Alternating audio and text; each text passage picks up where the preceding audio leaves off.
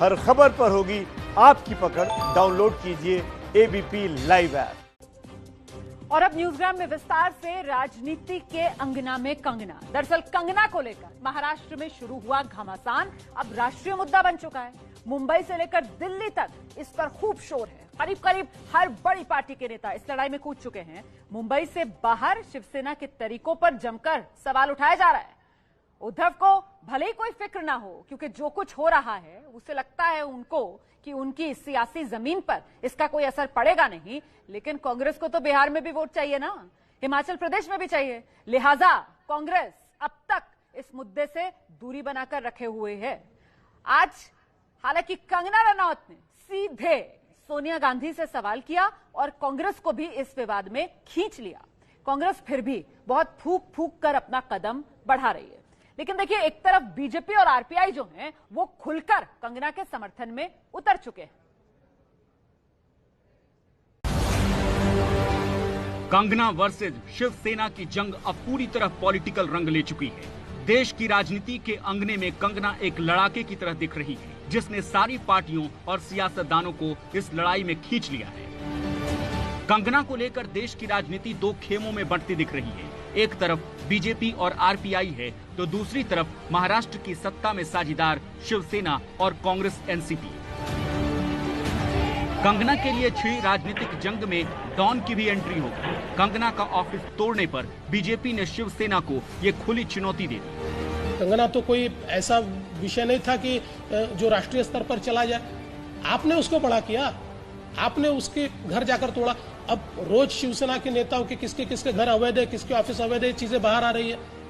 आप दाऊद का घर तोड़ने नहीं जाते, उसका घर तोड़ने जाते हो। देश के 40% कोरोना के मृत्यु महाराष्ट्र में है, लेकिन महाराष्ट्र सरकार उससे लड़ना नहीं चाहती, वो लड़ाई करना चाहती है कंगना से। बीजेपी अब खुलकर कंगना के समर्थन में नजर आ रही है। देखिए मेरा एक ही टेक है कि अगर बीएमसी ने ये एक्शन लिया है कंगना रनौत के ऑफिस पे, तो फिर बाकी जो सारी इलीगल प्रॉपर्टीज या इलीगल कंस्ट्रक्शन हुई है उनके अगेंस्ट भी सेम एक्शन होना चाहिए। आप किसी इंडिविजुअल को टारगेट नहीं कर सकते। मुंबई में बीजेपी जब खुलकर कंगना के साथ खड़ी दिख रही है, तो कंगना दिल्ली में बीजेपी के विरोधी कांग्रेस को निशाने पर लेने का काम कर रही है। ट्विटर पर कंगना ने सोनिया गांधी से कुछ तीखे सवाल किए। पूछा, आपकी सरकार का मेरे साथ बर्ताव क्या जायज था? सोनिया जी, क्या आपको गुस्सा नहीं आया? क्या आपने संविधान के सिद्धांतों को कायम रखा? क्या आपने महाराष्ट्र की अपनी सरकार को कुछ कहा? ट्विटर पर सोनिया गांधी के खिलाफ लिखा गया कंगना का ये पूरा बयान सुनिए। कांग्रेस अध्यक्ष सोनिया गांधी जी, महाराष्ट्र में आपकी सरकार की ओर से मेरे साथ हुए व्यवहार के बाद एक महिला होने के नाते आपको गुस्सा नहीं आया? क्या आपने डॉक्टर अंबेडकर द्वारा संविधान में दिए गए सिद्धांतों को कायम रखने के लिए अपनी सरकार को कहा? आप पश्चिमी दुनिया में पली बढ़ी और भारत में रही हैं। आप महिलाओं के संघर्ष को समझती होंगी। इतिहास आपकी खामोशी और उदासीनता का आकलन करेगी जब आपकी सरकार महिलाओं को परेशान कर रही है और कानून व्यवस्था का मजाक उड़ा रही है। हाथ जोड़कर मैं आपसे मामले में दखल देने की उम्मीद करती हूँ। कांग्रेस की ओर से तो कोई जवाब नहीं आया, लेकिन एनसीपी सुप्रीमो ने जरूर शिवसेना सरकार के बचाव में बयान दिया कि कोई स्टेट गवर्नमेंट का इसमें कोई संबंध नहीं। जो कोई क्या रेसिडेंस या कार्यालय पर जो कोई कदम उठाए, ये मुंबई महानगर पालिका ने किया है। कई जगह पर महानगर पालिका ऐसे कदम उठाते हैं, ऐसे कदम हमने उठाए, ऐसा एक्सप्लेनेशन मुंबई महानगर पालिका की तरफ से आया है। एनडीए के विरोधियों को निशाने पर लेने के चलते एनडीए के सहयोगियों का भी कंगना को पूरा साथ मिल रहा है। कल आरपीआई नेता रामदास अठावले ने कंगना से मुलाकात की थी, तो आज अठावले कंगना के लिए राजभवन पहुंच गए। कंगना ने भले ही शिवसेना प्रमुख उद्धव ठाकरे के खिलाफ मोर्चा खोल रखा है, लेकिन उन्हें पता है कि बाला साहेब के लिए महाराष्ट्र और मुंबई करों के दिल में आज भी बड़ा सम्मान है। लिहाजा एक मंजे हुए नेता की तरह वो बयान दे रही है। वो बाला साहेब ठाकरे को महान बता रही है, लेकिन शिवसेना भी झुकने को तैयार नहीं दिख रही। अब सवाल ये है कि दाऊद का घर गिराया है, कंगना का नहीं गिराया, कंगना का गिराया है। हम तो चाहते हैं कि जितने भी बेकायदा है वो सब गिरने चाहिए। अब उसको प्रोटेक्शन देने के लिए अगर बीजेपी को ऐसा लगता है कि उसको प्रोटेक्शन मिलना चाहिए, तो उनके खुल के बोलना चाहिए कि कंगना के घर को प्रोटेक्शन दो करके। बदलापुर की इस कहानी में पार्ट 2 शुरू होने की भी तैयारी हो गई है। कंगना के खिलाफ मुंबई पुलिस भी एक्शन में आ गई है। मुंबई पुलिस अब ड्रग्स केस में जांच की तैयारी में है। तो समझना ये होगा कि आज कंगना जिस विवाद में घिरती हुई नजर आई, दरअसल उस विवाद की जड़ में रही अभिनेत्री रिया चक्रवर्ती, और रिया चक्रवर्ती की बेल याचिका आज अदालत ने खारिज कर दी। एक रिपोर्ट देखिए।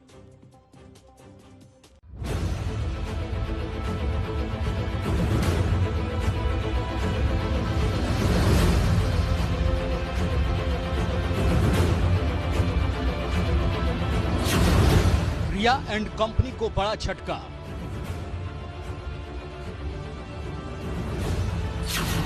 बेल अर्जी खारिज, जेल में ही रहना होगा।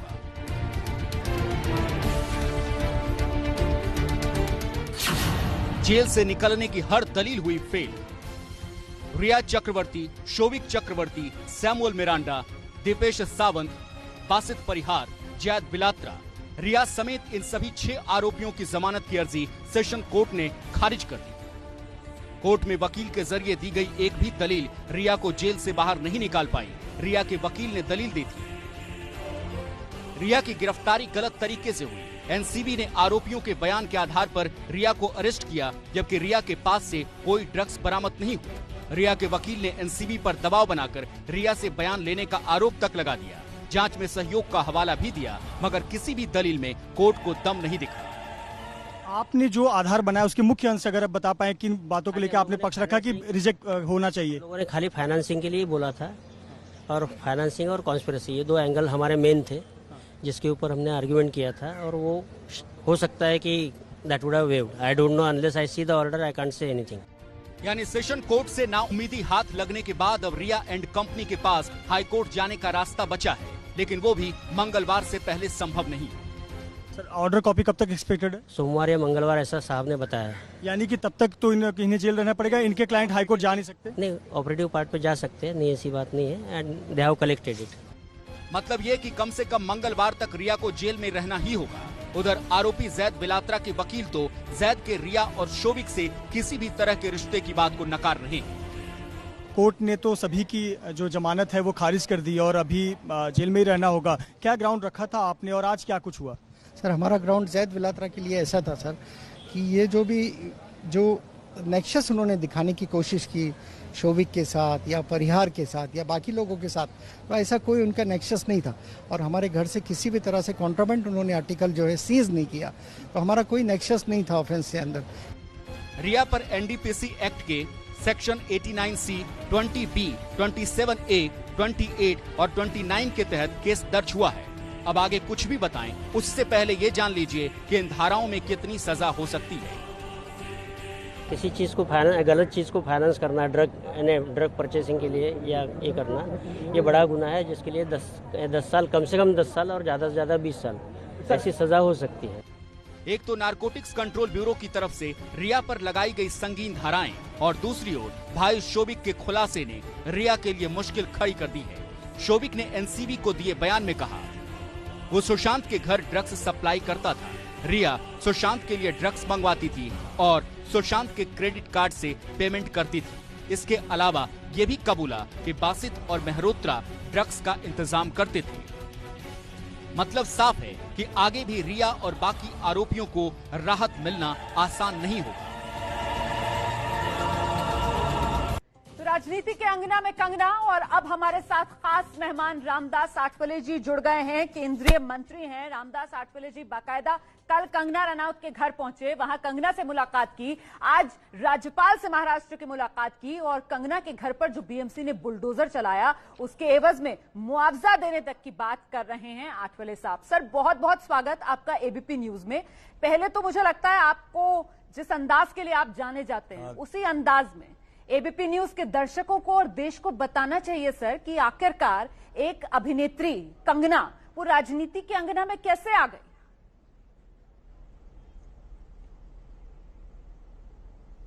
हाँ, तो मतलब ये ऐसा है कि अपने को सारे देश को बताना है, सारे देश को बताना है, लेकिन कंगना को हमें जताना है।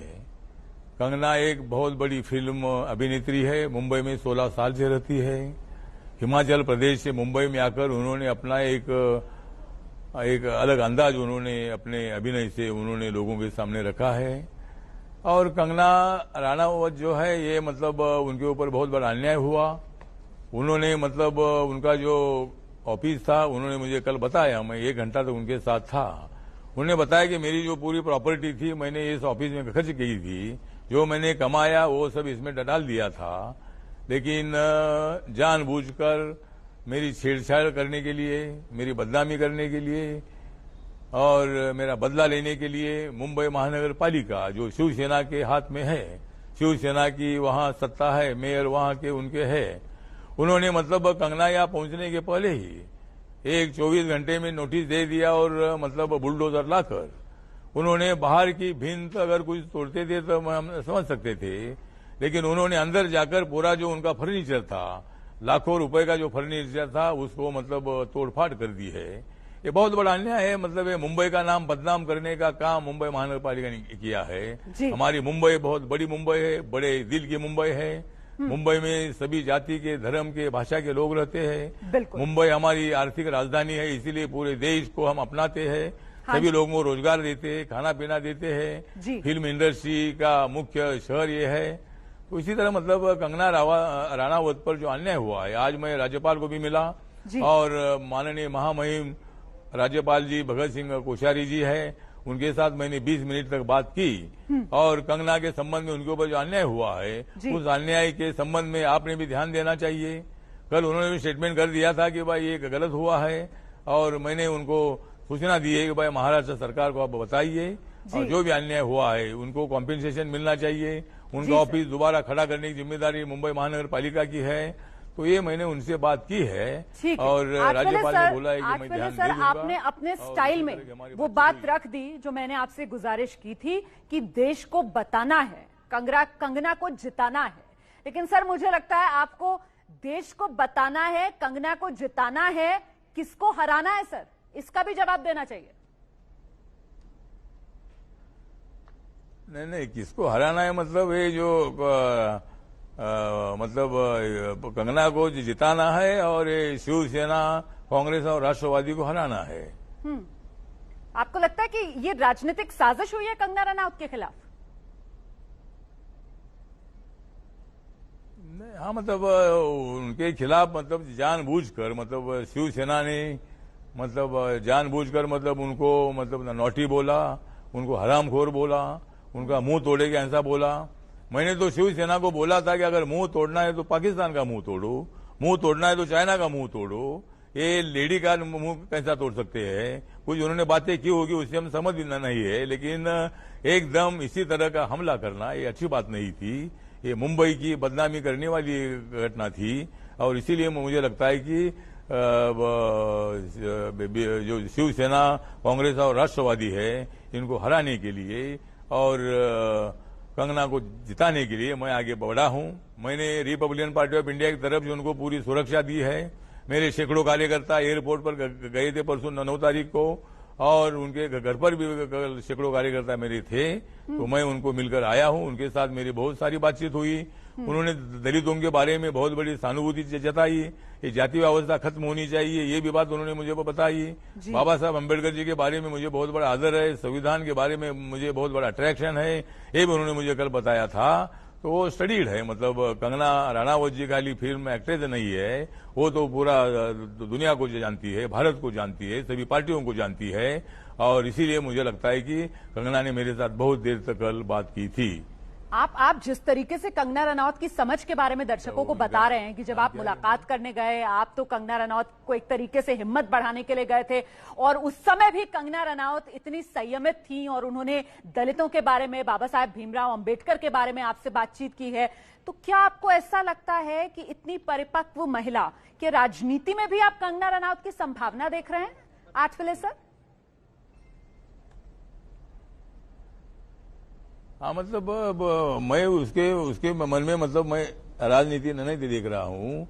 और रुमाना जी, मतलब तुम्हारा नाम तो है रुमाना लेकिन बदल रहा है जमाना।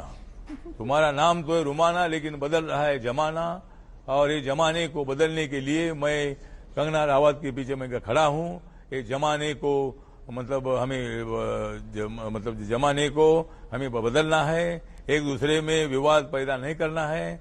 अभी शिवसेना ने स्टैंड लिया, उनका मैं आभार व्यक्त करता हूं कि शिवसेना ने अभी बोला है कि भाई अभी मैं हमारी पार्टी कंगना रनौत के खिलाफ कोई साजिश नहीं करेगी और हम अभी इस विषय को स्टॉप करते हैं, एक अच्छी बात है। तो मुझे लगता है कि ये विवाद खत्म हुआ है। अभी बाकी इतना ही है कि जो उनका जो नुकसान है, कॉम्पेंसेशन है उसके ऑफिस का, वो मुंबई महानगर पालिका ने देना चाहिए और कंगना ने कोर्ट में जाना चाहिए।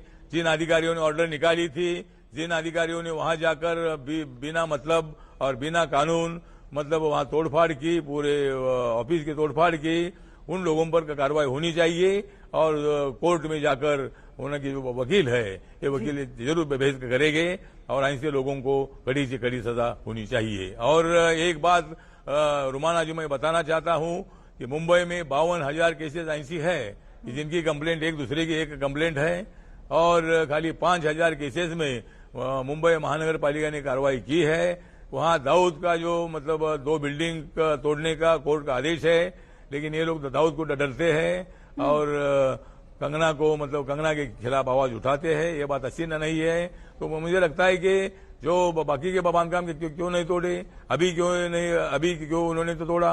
जनवरी में इन्होंने वो ऑफिस बनाया था और उसके बाद उन्होंने क्यों कार्रवाई नहीं की। जानबूझकर उनको उनकी छेड़छाड़ करने का काम यहाँ शिवसेना के मतलब सत्ता ने किया है। मुंबई महानगर पालिका में उनकी सत्ता है, इसीलिए मैं कंगना के साथ खड़ा हूं और मैं आखिर तक कंगना के साथ मैं खड़ा रहूंगा। सुशांत राजपूत के बारे में मैंने शुरू से बताया था कि भाई सुशांत राजपूत की आत्महत्या नहीं हत्या हो सकती है, इसीलिए इसकी इंक्वायरी सीबीआई की तरफ देनी चाहिए और मुंबई पुलिस पर हमारा पूरा भरोसा है। मुंबई पुलिस बहुत बड़ी एक्टिव है, लेकिन सुशांत के केस में उन्होंने 2 महीने लगाए, 2 महीने तक उनको मतलब कोई एफआईआर दाखिल करने का मौका मिला नहीं, इसीलिए हमने सीबीआई इंक्वायरी की मांग की थी। तो इसमें जो भी दूध का दूध पानी का पानी होना चाहिए।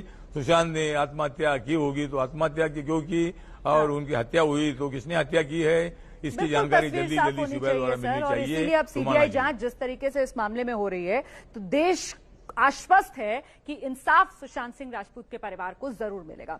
अच्छा आठवले साहब, वो जो अभी आपने कहा ना कि बदल रहा है जमाना, लेकिन उसमें सर लोग ये भी कह रहे हैं कि ये बदले हुए जमाने का ही तो असर है कि आठवले जो हैं वो शिवसेना पर भाले चला रहे हैं। हाँ तो मतलब अभी ठीक है, मतलब हमें तो जिंदगी में कुछ भी नहीं है कमाना, हमें तो जिंदगी में कुछ भी नहीं है कमाना, बदल रहा है जमाना, मेरे साथ है रुमाना, मेरे साथ है रुमाना, इसीलिए हमको कुछ भी नहीं है कमाना। तो मतलब ये जमाना बदल रहा है, लेकिन ऐसा जमाना नहीं बदले कि उसमें मुंबई की बदनामी हो, महाराष्ट्र की बदनामी हो, देश की बदनामी हो। इसी तरह का काम किसी की तरफ से होना नहीं चाहिए और कानून के तरीके से पूरी इंक्वायरी इसकी होनी चाहिए। सुशांत के संबंध में इंक्वायरी होनी चाहिए। अभी शिवसेना बोल रही है कि उन्होंने कल सामना में बड़ी न्यूज छपाई और कंगना का संबंध ड्रग से है, इसी तरह की बात उन्होंने की। कंगना ने भूमिका रखने के बाद मतलब एनसीबी ने इसकी पूरी इंक्वायरी की और उसमें रिया चक्रवर्ती हो, उनका भाई हो और भी कुछ लोग हैं, उनको मतलब एनसीबी ने अरेस्ट कर दिया है। तो कंगना ने और भी नाम बताने की भूमिका रखी थी, इसीलिए मतलब उनके ऊपर सूट उगाने के लिए, उनको मतलब अपमानित करने के लिए शिवसेना उनके पीछे पड़ी थी। लेकिन अभी उन्होंने अपना स्टैंड बदल लिया, अच्छी बात है। और इसी तरह मतलब मुझे लगता है कि कंगना को जरूर न्याय मिलेगा। जब तक न्याय नहीं मिलता है तब तक हमारा संघर्ष चालू रहेगा। रुमाना बिल्कुल। अभी आठवले साहब जो आपने कहा ना कि देखिए मुंबई की बदनामी नहीं होनी चाहिए, लेकिन शिवसेना की तरफ से यही तो कहा गया। शिवसेना ने बोला कि जिस तरीके से कंगना रनौत जो हैं वो हिमाचल में बैठकर कह देती हैं मुंबई की तुलना पीओके से कर देती हैं, तो इससे बड़ी बदनामी और क्या होगी मुंबई की, ये शिवसेना कह रही है। सर आप कंगना रनौत के उस बयान के समर्थन में हैं जो उन्होंने मुंबई की तुलना पीओके से की? नहीं भाई, उस बयान से मैं उनके समर्थन में नहीं हूं, क्योंकि मुंबई है। मुंबई में गैंगवार पहले रहता था, जब यहाँ दाऊद रहते थे, छोटा राजन रहते थे और हमारे अरुण गौली रहते थे, तब यहाँ गैंगवार बहुत बड़ा तेजी में था। लेकिन अभी गैंगवार का यहाँ आता पता नहीं है। अभी मुंबई ये बहुत बड़ी शांति से आगे चल रही है और इसीलिए मुझे लगता है कि उनके स्टेटमेंट में मैं सहमत नहीं हूं, लेकिन उन्होंने थोड़ा चिढ़कर अपनी भावना व्यक्त करने का प्रयत्न किया कि ये क्या पीओके है क्या, ये मुंबई तो मुंबई है और मुंबई में पीओ के जैसा बर्ताव नहीं होना चाहिए, आतंकवाद नहीं होना चाहिए, गुंडागर्दी नहीं होनी चाहिए, इसी तरह की उनकी भावना थी। लेकिन उस मत से मैं समझ नहीं होगी भाई मुंबई पीओ के है करके। लेकिन वो एक महिला के नाते, एक अभिनेत्री के नाते बाबा साहब अम्बेडकर जी ने हिंदू कोड बिल महिलाओं के लिए लाया था और पंडित जवाहरलाल नेहरू की सरकार में जब हिंदू कोड बिल स्वीकारा नहीं तो बाबा साहब अम्बेडकर जी ने उस पद का रिजाइन दे दिया था। तो हम महिला के पीछे है, मतलब जो भी महिला किसी भी जाति की हो उस महिला को समर्थन करने की जिम्मेदारी हमारी है। और जब शिवसेना एकदम ऐसी खड़ी हुई कि उनका मुंह तो तोड़ देंगे तो मैं खड़ा रहा कि क्यों कैसा तुम मुंह तो तोड़ सकते हैं, हम भी मतलब होशियार है, हम भी बाबा साहब अम्बेडकर जी के अनुयायी, शिवाजी महाराज के अनुयायी है, इसीलिए हम कंगना रनावत के समर्थन में हम खड़े हैं। लेकिन उस मुद्दे से पीओके के मुद्दे से मैं सहमत नहीं हूँ। पीओके के मुद्दे से आप सहमत नहीं है, वैसा बयान कंगना को नहीं देना चाहिए था। ठीक है सर, अब ये जो आप बता रहे हैं कि भाई जिस तरीके से शिवसेना की तरफ से धमकाया गया कंगना रनावत को कि मुंह तोड़ देंगे, तो आरपीआई जो है वो सड़क पर उतर आई कंगना को सुरक्षा देने के लिए, आपके कार्यकर्ता आगे आ गए। पर मैं पूछना चाहती हूँ सर, ऐसा क्यों?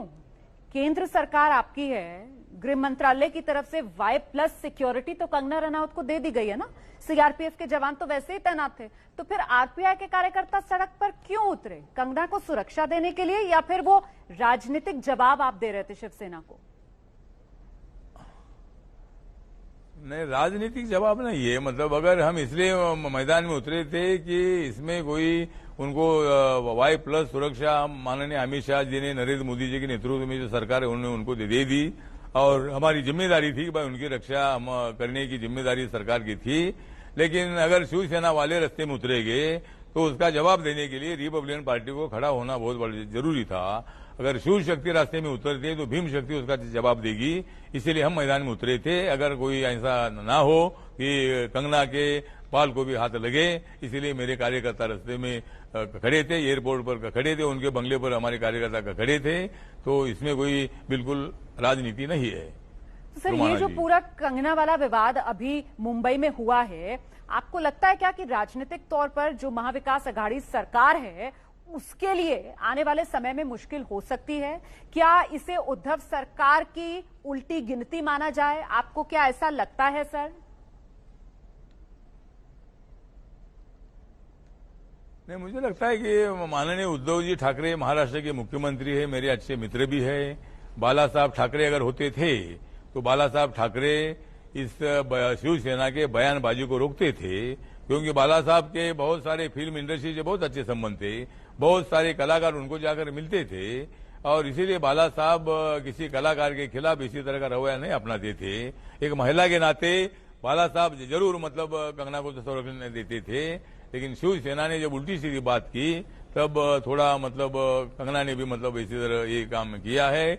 इसलिए हमारा कहना है कि तुम क्यों आते हो हमारे आंगना, तुम क्यों आते हो हमारे आंगना, हमारे साथ तो एक कंगना, तो हमारे साथ मतलब ऐसा एक संघर्ष करने के लिए तो नहीं आना चाहिए।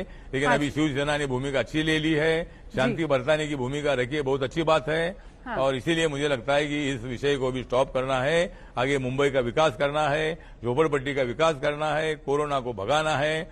मैंने कोरोना गो का नारा दिया था, मैंने 20 फरवरी 2020 को मैंने गेटवे ऑफ इंडिया पर मुंबई में मैंने नारा दिया था, गो कोरोना गो, कोरोना कोरोना गो, कोरोना गो। लेकिन अभी तो कोरोना नहीं जा रहा है। अभी कोरोना को गो करने के लिए हम सब लोगों ने मिलकर आगे बढ़ना चाहिए। माननीय उद्धव ठाकरे जी को, सरकार को हमारा पूरा सहयोग है कोरोना को भगाने के लिए, और मैं तो काम कर रहा हूँ कोरोना को भगाने के लिए, मैं तो काम कर रहा हूँ कोरोना को भगाने के लिए, और मैं खड़ा हूँ आप सभी को जगाने के लिए।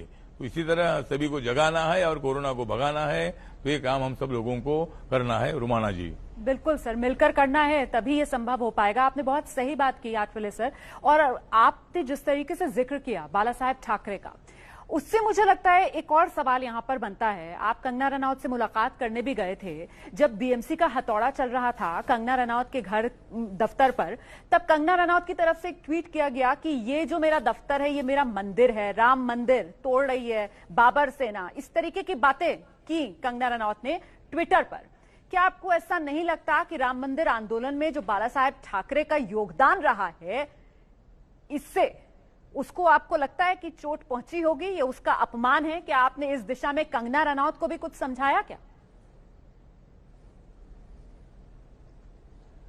मतलब मैंने उन्होंने ऐसा ही बोला कि उदाहरण दे दिया कि भाई जिस तरह राम मंदिर, वहां राम मंदिर था और जब यहाँ मुगल की सत्ता उधर आ गई अयोध्या में, साकेत में, तब उन्होंने मतलब राम का मंदिर तोड़कर वहां मस्जिद बनाई। लेकिन अपने देश का इतिहास है कि एक जमाना था सम्राट अशोका के बाद कि सारा देश बुद्धिस्ट था। सारे लोग मतलब अपने देश के ब्राह्मण, क्षत्रिय, वैश्य, शूद्र सभी बुद्धिस्ट थे। तो उसी जगह पर पहले बुद्ध मंदिर था। जब यहाँ शंकराचार्य के बाद यहाँ जब हिंदू धर्म की स्थापना हुई और पूरे देश भर में हिंदू धर्म फैल गया, तब वहां का बुद्ध मंदिर तोड़कर वहां राम मंदिर बन गया था। तो ये पूरा इतिहास है। लेकिन अभी हम सब लोगों ने, कोई भी जात हो, धर्म हो, हम सब लोगों ने एक साथ आगे लड़ना है। हमने अपने जो दुश्मन है चाइना और पाकिस्तान, उनके साथ हम सभी लोगों को मिलकर लड़ना है और आगे आगे बढ़ना है। तो आगे बढ़ने के लिए हमने इस विवाद को खत्म करके हम सब लोगों ने, बाबर तो इधर अभी है नहीं है, शाहजहां इधर अभी तो नहीं है, तो हम सब लोग मिलकर यहाँ के हिंदू भी अपने हैं, मुस्लिम अपने हैं, सिख ईसाई और जैन धर्म के लोग, बुद्ध धर्म के लोग, हम सब लोग एक है। और हम सब लोग नरेंद्र मोदी जी के नेतृत्व में हम सब लोग आगे देश को मजबूत करेंगे। नरेंद्र मोदी जी को साथ दीजिए, नरेंद्र मोदी जी को हाथ दीजिए। नरेंद्र मोदी जी के नेतृत्व में भारत आगे बढ़ रहा है और हम देश का विकास करेंगे। तो ये काम हम सब लोगों को करना है, ना कि आपस में झगड़ा करना है। बिल्कुल सर, बिल्कुल। आप बढ़िया तरीके से अपनी बात रख रहे हैं आठवले सर, हमेशा की तरह। अब मुझे लगता है चलते चलते बस एक अंतिम सवाल और सर, क्योंकि आपने गो कोरोना गो, ये आपने ही नारा एक तरीके से दिया था, पूरे देश ने देखा था। अभी ये जो पूरा कंगना वाला विवाद हुआ है, इसमें हमने देखी है शरद पवार की भूमिका, जिनको लेकर ये कहा गया कि साहब वो भी चाहते हैं कि शिवसेना इसको तूल ना दे। कांग्रेस पार्टी की भूमिका, उसका भी कुछ ऐसा ही एटीट्यूड है, वो भी खुद को इस विवाद से दूर रखना चाहती है। तो कुल मिलाकर क्या महाराष्ट्र सरकार से गो शिवसेना गो, इसकी नौबत तो नहीं आने वाली है? हाँ, मतलब अभी मेरा नारा ये रहेगा कि ये कोरोना को भगाने के लिए हमारी माननीय उद्धव ठाकरे जी की सरकार कामयाब नहीं हुई है। इसीलिए हमें आगे ये नारा देना पड़ेगा, महाविकास आघाड़ी सरकार गो, महाविकास आघाड़ी सरकार गो गो, महाविकास आघाड़ी सरकार गो गो गो गो, महाविकास आघाड़ी की सरकार, उद्धव ठाकरे की सरकार गो गो, उद्धव ठाकरे की सरकार गो गो गो गो, उद्धव ठाकरे की सरकार।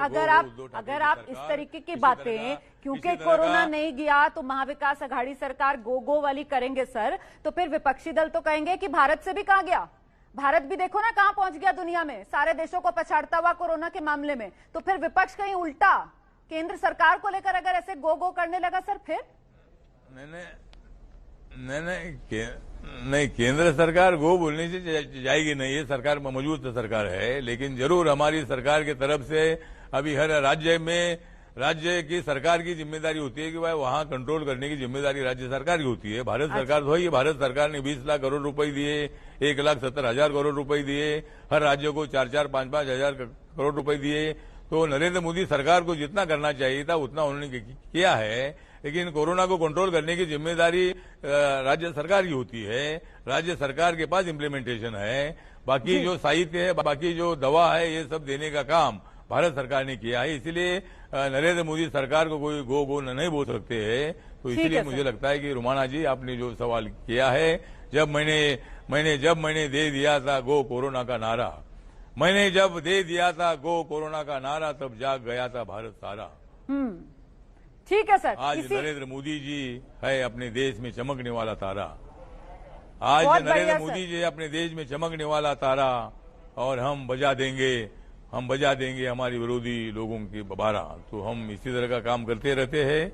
तो ठीक बात है रुमाना जी, आपने मुझे यहाँ बुलाया। बहुत और धन्यवाद मेरी आठवले सर, बातें, बहुत धन्यवाद आठवले सर। अपने अंदाज में अपनी बातें रखते हुए रामदास आठवले को सुन रहे थे आप। नरेंद्र मोदी इस देश में चमकता हुआ तारा, हम बजा देंगे विरोधियों के 12। और कुल मिलाकर जो पूरा विवाद हुआ है महाराष्ट्र के अंदर कंगना रनौत को लेकर, उस पर यही कहना है रामदास आठवले का कि ये कहीं ना कहीं शिवसेना की तरफ से की गई कंगना के खिलाफ बदले की कार्रवाई। लेकिन वो आश्वस्त हैं कि अब मामला इससे आगे बढ़ेगा नहीं, क्योंकि अब शिवसेना जो है वो कंगना को लेकर संयमित अंदाज में बात रख रही है। और देखिए, कंगना की लड़ाई अब दाऊद पर आई। दरअसल कंगना को लेकर राजनीति के मैदान में घमासान तो चल रहा है और इस बीच इस विवाद में दाऊद की भी एंट्री हो गई है। ये एंट्री महाराष्ट्र के पूर्व मुख्यमंत्री देवेंद्र फडणवीस ने करवाई। फडणवीस ने कहा कि महाराष्ट्र की सरकार जितनी ताकत से कंगना के पीछे पड़ी, कंगना का घर तोड़ दिया, वो मुंबई में दाऊद का घर क्यों नहीं तोड़ती।